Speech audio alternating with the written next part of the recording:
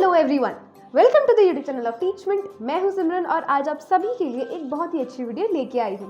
आज का topic start करने से पहले अगर आपने अभी तक हमारे चैनल को सब्सक्राइब नहीं किया है तो प्लीज कर दीजिए, क्योंकि हम आपके लिए बहुत ही अमेजिंग कंटेंट लेके आते हैं। आज का टॉपिक डिस्कस करते हैं। आज का टॉपिक है tips for teachers for teaching kindergarten students. ऐसी टिप्स आज हम डिस्कस करेंगे जो कि टीचर्स यूज कर सकते हैं किंडरगार्टन के बच्चों को पढ़ाने के लिए। अब किंडरगार्टन के स्टूडेंट्स कौन होते हैं, उनकी क्या एज होती है, क्या क्वालिटीज होनी चाहिए किंडरगार्टन टीचर में, ये सब कुछ आज इस वीडियो में डिस्कस करेंगे। तो आप वीडियो को बिल्कुल एंड तक देखिए। जानते हैं किंडरगार्टन स्टूडेंट्स कौन होते हैं। Who are kindergarten students? Students of age between 4 to 7 years, यानी कि वो स्टूडेंट्स जिनकी उम्र 4 साल से लेकर 7 साल के बीच में होती है, उनको किंडरगार्टन स्टूडेंट्स कहा जाता है।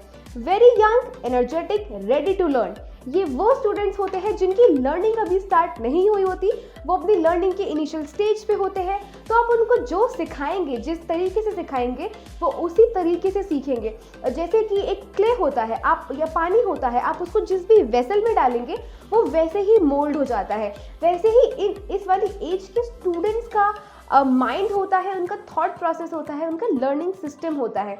आप जो चीज़ें जिस तरीके से उनको समझाएंगे वो उसी तरीके से ढाल लेंगे खुद को उस चीज़ में और सीख जाएंगे। Such students are called kindergartner। ऐसे बच्चों को kindergartner कहा जाता है। Dependent on teachers और parents, ये स्टूडेंट्स इंडिपेंडेंट नहीं होते, अपने टीचर्स या फिर पेरेंट्स पे या किसी भी अदर गार्जियन पे डिपेंडेंट होते हैं for their basic needs like feeding them food, helping them drink water. ये सब चीज़ें बच्चों को इस किंडरगार्टन में सिखाई जाती हैं। उनको इंडिपेंडेंट बनने के लिए हेल्प किया जाता है। Learn at their own pace. Kindergarten के जो स्टूडेंट्स होते हैं, आप उनसे ये एक्सपेक्ट नहीं कर सकते कि उनकी लर्निंग स्पीड बहुत फास्ट हो, मेमोरी पावर बहुत स्ट्रांग हो, हैंड राइटिंग बहुत सुंदर हो, क्योंकि जैसे कि मैंने बताया ये बच्चे बहुत छोटे होते हैं। 4 to 7 ईयर्स इनकी एज होती है। हार्डली इन्हें कुछ पता होता है एजुकेशनल वर्ल्ड के बारे में, तो ये सब चीज़ें सीख रहे होते हैं धीरे धीरे। तो इनका जो एक लर्निंग पेस होता है वो हर बच्चे का अलग होता है, तो टीचर्स को इनको बहुत अलग तरीके से डील करना पड़ता है। अब बात करते हैं qualities of a kindergarten teacher. अब मैंने आपको बता दिया कि किंडरगार्टन में कैसे बच्चे पढ़ने आते हैं, क्या उनका एज ग्रुप होता है, क्या उनकी अंडरस्टैंडिंग होती है।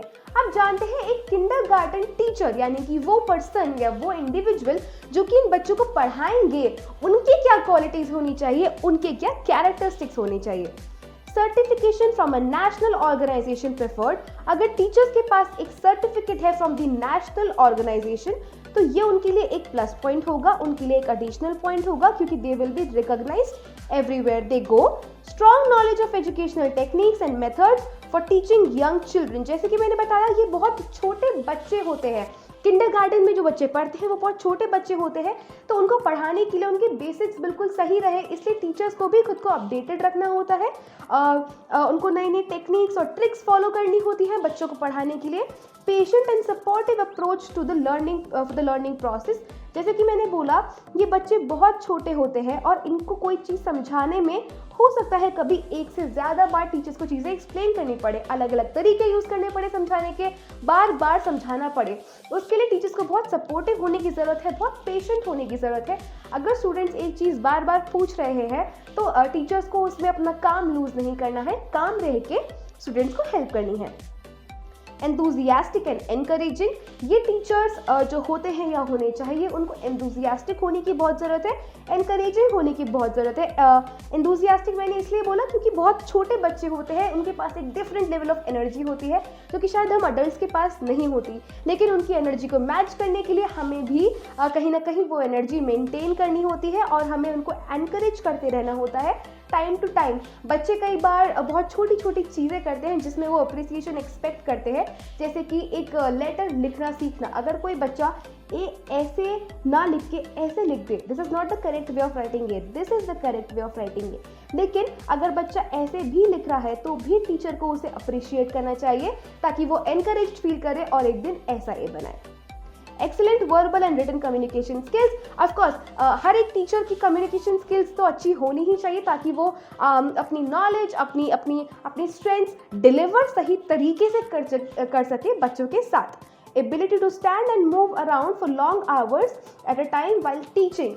टीचर्स को बहुत ज़्यादा चलना पड़ता है, फिरना पड़ता है, गेम्स खेलने पड़ते हैं स्टूडेंट्स के साथ, तो फिजिकली एक्टिव रहना उनके लिए एक रिक्वायरमेंट होती है, एक नेसेसिटी होती है। तो टीचर्स से ये सभी क्वालिटीज़ एक्सपेक्ट की जाती है। तो अगर आपको लगता है ये सभी क्वालिटीज़ आपके अंदर है तो आप एक किंडरगार्टन टीचर ज़रूर बन सकते हैं। अब बात करते हैं ऐसी कुछ टिप्स की जो कि किंडरगार्टन टीचर्स यूज़ कर सकते हैं अपने किंडरगार्टनर्स को अच्छे से पढ़ाने के लिए।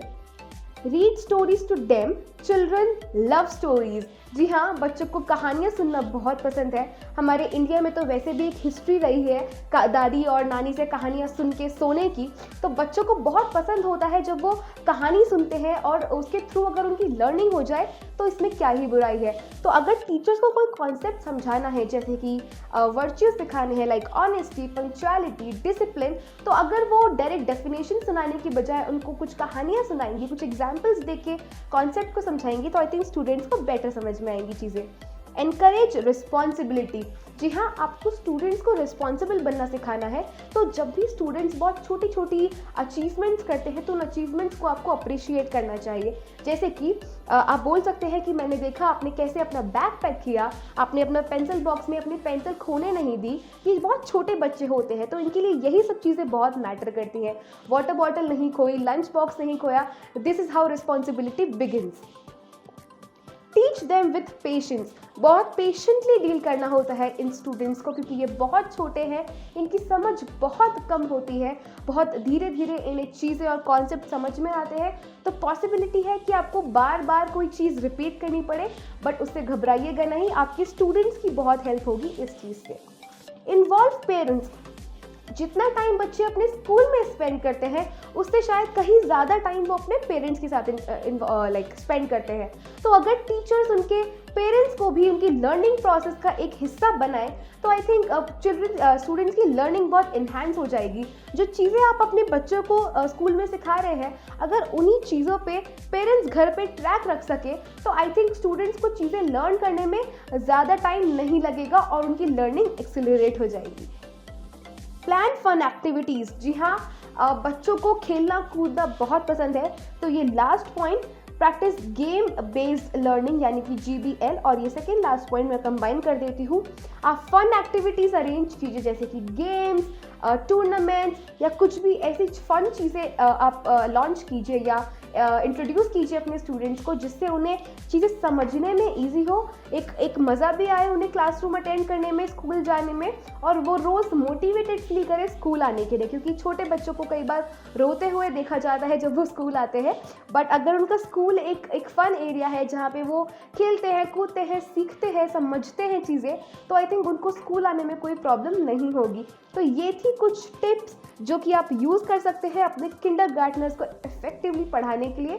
The most important day of a person education is the first day of school, not the graduation day. यहाँ पे मैं लिटरली ये चीज़ मीन नहीं करती हूँ, but what I mean to say is कि जो हमारे अर्ली एजुकेशनल डेज, हमारे अर्ली लर्निंग्स होती है, हमारे बचपन के दिन होते हैं, वो हमारे लिए ज़्यादा इंपॉर्टेंट होते हैं, हमारे एंड तक हमारे साथ रहते हैं वहाँ की मेमोरीज, क्योंकि वो हमारे रूट्स होते हैं, वो हमारे बेसिक्स होते हैं, वो स्टेज होता है जहाँ हम सब कुछ सीखते हैं। तो अगर आप एक ऐसे टीचर हैं जो कि किंडरगार्टनर्स के साथ डील करते हैं, तो अगर आपको ये वीडियो अच्छी लगी हो, आपको इसमें कुछ हेल्पफुल लगा हो, तो हमें ज़रूर बताइए। अगर आपको ऐसा कुछ लगता है हमने कुछ मिस किया है या हम कुछ ऐड ऑन कर सकते हैं तो भी हमें बताइए। और अगर आप एक किंडरगार्टन टीचर हैं तो कुडोज टू यू, और अपने स्टूडेंट्स को अच्छे से डील कीजिए। तो अगर आपको आज की वीडियो अच्छी लगी हो तो लाइक, शेयर, कमेंट जरूर कीजिए, चैनल को सब्सक्राइब जरूर कीजिए और वीडियो को शेयर करना मत भूलिए। थैंक यू दोस्तों एंड हैप्पी लर्निंग।